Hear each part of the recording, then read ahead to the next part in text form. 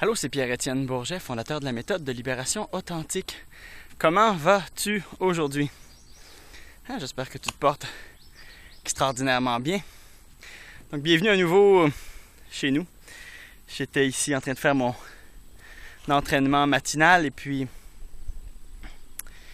il me vient l'intuition de te parler à nouveau du silence sacré, mais de sa relation avec l'inspiration. L'inspiration est la culture de la force personnelle. Parce qu'on est beaucoup de personnes à se demander comment est-ce que je vais pouvoir devenir plus fort intérieurement. Pas juste dans le biceps. C'est somme toute une force ultimement restreinte. Pardon. Le biceps. Mais intérieurement, comment est-ce que je vais pouvoir devenir plus fort? Plus inspiré, plus authentique. Et dans mon expérience, tout ça, ça passe énormément par le fait de vivre dans le silence sacré. Parce que si constamment je suis en train de remplir mon espace mental avec des pensées, des souvenirs, des projections, des scénarios, des histoires, ressasser mes vieilles affaires, etc. Quelle place est-ce qu'il reste pour des pensées réellement choisies, puissantes, qui me représentent vraiment ou qui proviennent de plus haut que moi, des pensées inspirées?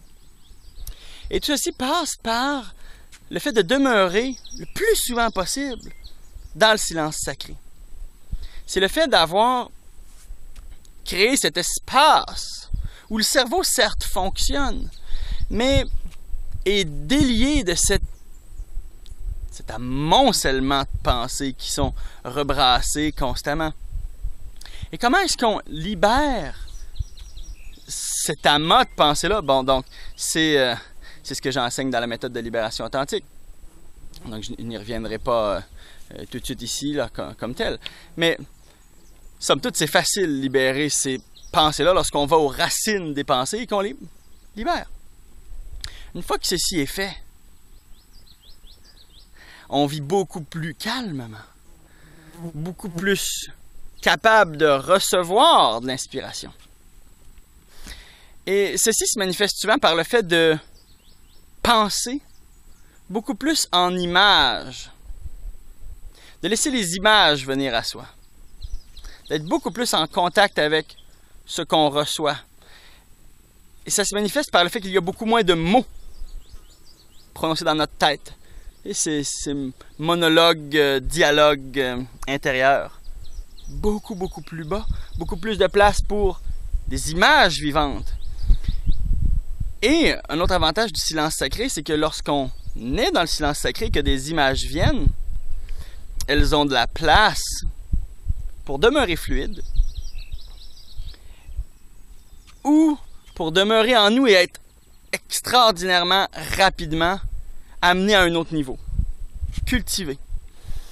Parce que dans le silence sacré flue énormément plus de force en nous.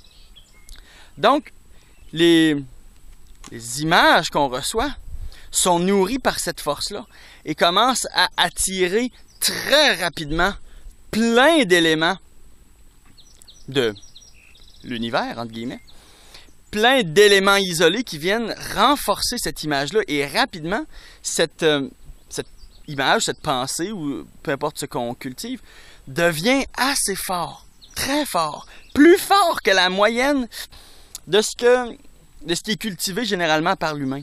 Et ceci fait en sorte que cette image-là gagne en maturité constamment et arrive rapidement à un point où elle peut être exprimée, mais de manière authentique. Elle peut être exprimée en tant qu'une manifestation de qui on est vraiment, dans notre force personnelle.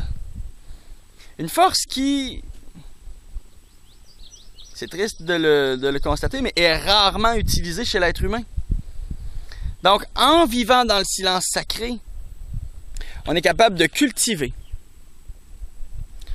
une force personnelle qui est hors du normal. parce qu'on a été habitué à simplement penser constamment et dans ce mode de pensée bouillonnant, on diffuse notre force sans la canaliser. Donc aujourd'hui, pour la deuxième journée, je t'invite encore une fois à goûter et expérimenter ce silence sacré. Il y aura d'autres choses à dire là-dessus, probablement dans les prochains jours. À bientôt. Bon silence.